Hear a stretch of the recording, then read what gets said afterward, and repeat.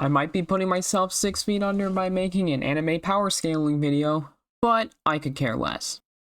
Alright, so what is the issue with Naruto and Sasuke and Boruto? Well, it's the poor and inconsistent writing. First and foremost, Naruto and Sasuke are not even using half of their arsenal. You have Naruto who isn't using the full abilities of Six Paths Sage Mode, not to mention using anything like Frog Kata, and rarely, if ever, using the abilities he has from all the tailed beasts. And then you got Sasuke. He's not even bothering to use the Sharingan's two most powerful abilities, that being the ability to copy, and to use Genjutsu. Not to mention, he only uses his Rinnegan to travel through dimensions or swap places. And that's just a small breakdown of the things they're not allowed to do. I now want to really discuss the big fights these two were involved in. How about we just end this right now? All of you fools who would dare to defy a god! So first off, we got the fight with fused Momoshiki. You have Naruto, who is on par the entire time against fused Momoshiki.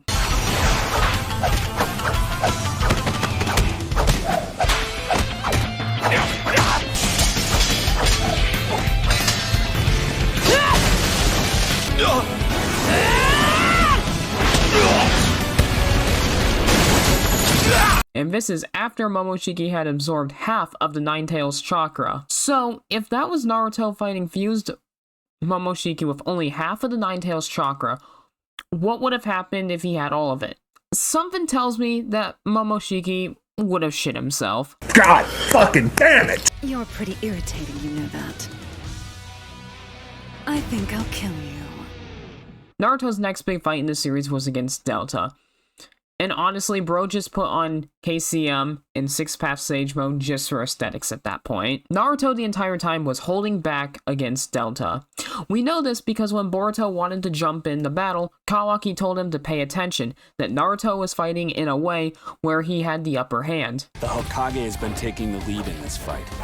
Your dad's leading Delta around in such a way that her attacks don't come flying toward us, all while watching for the chance to get his own jutsu in. In short, he's got enough of an upper hand to be able to do that, which means the Hokage is actually more powerful than Delta. If it continues like this, the Hokage will win. You also have to factor in that Naruto not only didn't want to destroy the village, but he was also trying to extract intel from Delta. So he's holding back way more than usual. We also can't overlook that Naruto was using his speed advantage during this fight.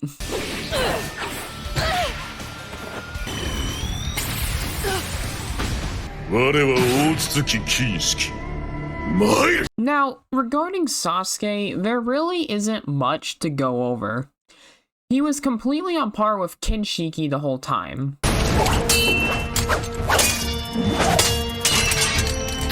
Which really highlighted just how strong he can be. Now, this is probably a bit controversial, because Kinshiki's power is very inconsistent as well. But according to the data books, this is what is said about Kinshiki, in quote.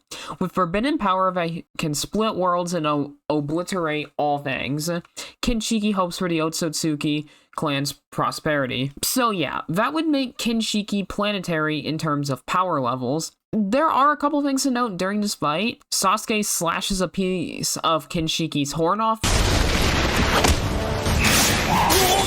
which is very impressive considering how durable Otsutsukis are. Another thing to note is how Sasuke used his Rinnegan in this fight.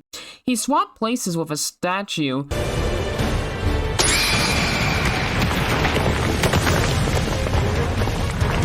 to avoid being hit by Kinshiki, and he wasn't even looking at it. So there are more ways that Sasuke can swap with his Rinnegan. The transfer of power is simply the law of our clan. Sasuke is also on par with fused Momoshiki when both teamed up with Naruto and Solo. Yes, even Solo, Sasuke is on par with fused Momoshiki. I mean, he was the one that gave Boruto the opening to finish him off. And we can't use the whole Momoshiki was weakened here. Sasuke was no doubt low on chakra at this point.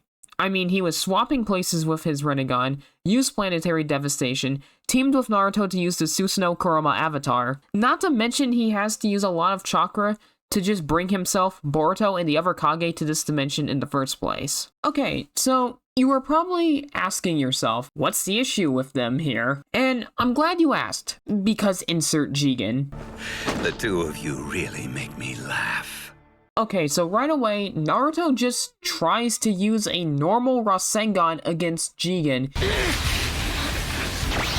even though he knows full well that the Karma Seal absorbs all chakra-based ninjutsu. Why didn't he just add senjutsu to it to make it a nature attack? Jigen wouldn't have been able to absorb it because the Karma Seal cannot absorb nature. In the Fourth Great Ninja War, Naruto with zero issue enhanced a Rasengan with senjutsu to hit Jubito. Some would argue, well, we didn't know that the Karma Seal couldn't absorb nature attacks until Kashin Koji fought Jigen.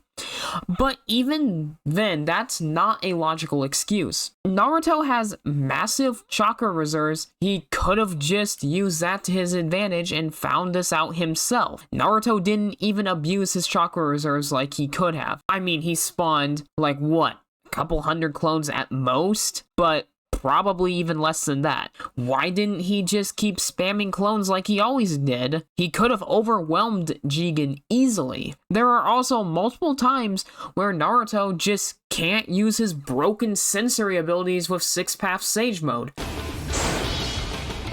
He's gone! That bastard! Sasuke, where'd he go? Like, Jigen wasn't erasing his chakra signature because Sasuke was able to track him with his Sharingan.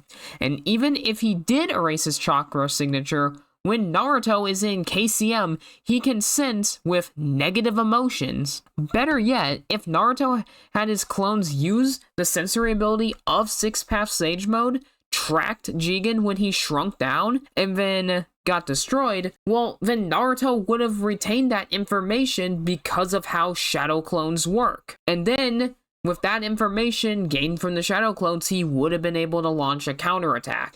And whatever happened to Frog Kata? If Naruto was sensing Jigen out and using Frog Kata to land blows, Jigen would have been cooked. Seriously, Frog Kata is incredibly broken and was only used one time. And another thing to mention, Naruto doesn't even use any of the abilities he gets from all the other tailed beasts. Enhancing himself with Boil Release from the Five Tails probably would have come in handy here. Now, regarding Sasuke, there really isn't much to say other than he should have used his Rinnegan to its full extent. I mean, seriously, just using Universal Pull and pulling Jigen into Naruto's attacks would have put more pressure on him. One more thing I would like to note is the fact that Naruto and Sasuke, using their respective avatars, they did it separately, rather than combining them. I mean, it probably would have prevented them from getting destroyed in a single hit. What? He easily penetrated the Susanoo's defenses!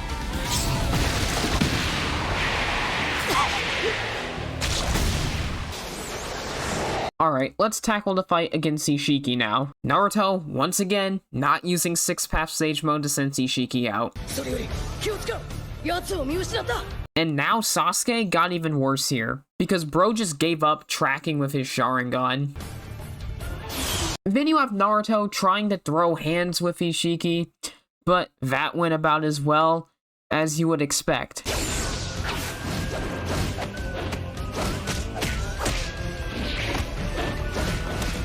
Come on, man. Just use Frog Kata for the love of God. There really isn't much more to say about this fight. Everything they could have done was already mentioned when I broke down the fight against Jigen. The only thing else to note here is just how some of these scenes were just sad to see. You got Sasuke being a punching bag. Naruto being thrown like a frisbee. Naruto getting turned into a porcupine.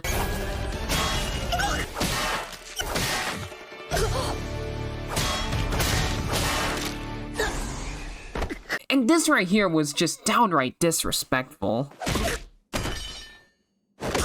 Alright, so now you can see the big problem right here. The writing is incredibly inconsistent. Not to mention, Naruto and Sasuke just aren't allowed to use their abilities here. And keep in mind, this is all supposed to be pre-nerf to them. As we all know, Baryon mode killed off the Nine Tails, which if Naruto wasn't nerfed prior to actually being nerfed, even more, he wouldn't have needed Baryon mode. And then Sasuke losing his Rinnegan, I don't find very believable whatsoever. First off, you expect me to believe that Sasuke is going to turn his Sharingan off when Boruto is around, knowing full well Momoshiki could take over at any moment? But even then, you're telling me an advanced shinobi like Sasuke can't sense a very obvious attack coming his way? Or that he couldn't have just used Genjutsu to psych Momoshiki out? Something else I'm going to touch on is Sasuke's whole always out of chakra ordeal. I'll just highlight a single example because I think it gets the point across. So, you have Sasuke at the end of the fight against Jigen saying stuff like, if I keep this up, I won't be able to use transportation ninjutsu. While yes, transportation ninjutsu does use a lot of chakra, Sasuke wasn't even using very huge chakra draining jutsus against Jigen. Not to mention, he only swapped with his Rinnegan twice, and he wasn't in his perfect Susanoo for very long. Now, rewind back to Naruto and Sasuke versus fused Momoshiki, where he was expending way more, and I mean way more chakra in that fight.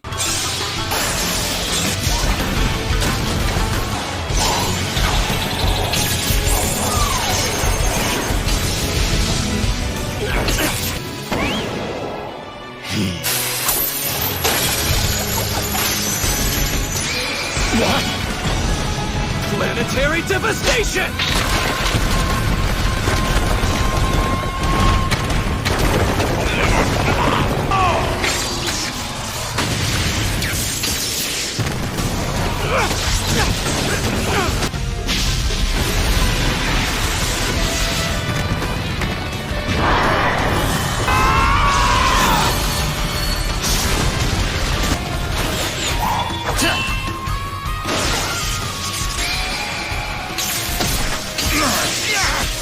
And that's after the fact that he just got through transporting himself, Boruto, and the other Kage to this dimension. It takes far more chakra to transport more than one person for transportation ninjutsu than it does just yourself. And he then had to transport everyone back to the village right after the fight, and not once did he complain about being out of chakra. And now we have Naruto, who in base has had some really impressive feats that further mess up the power scaling of these two. Base Naruto was blocking, dodging, tanking attacks, and swapping hands with a fused Momoshiki.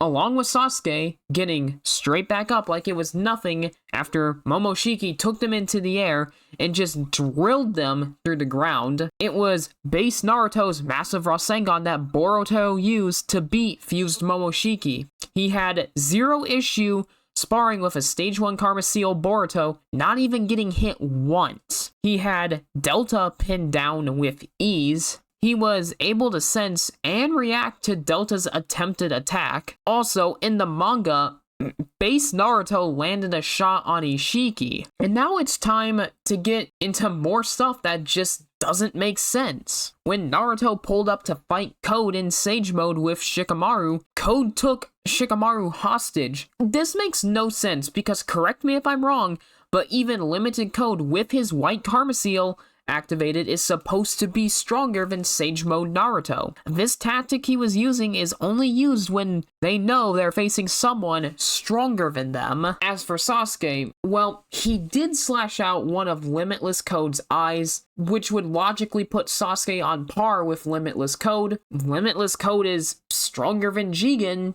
the same Jigen that stomped Sasuke. So yeah, take that as you will. So, it leads to the question, what gives? Are Naruto and Sasuke supposed to be nerfed? Or are they still far too strong for even this new generation of enemies? That's the biggest overall problem here. It seems the writers make them as strong or as weak as they desire. Now, how strong do I think they are personally?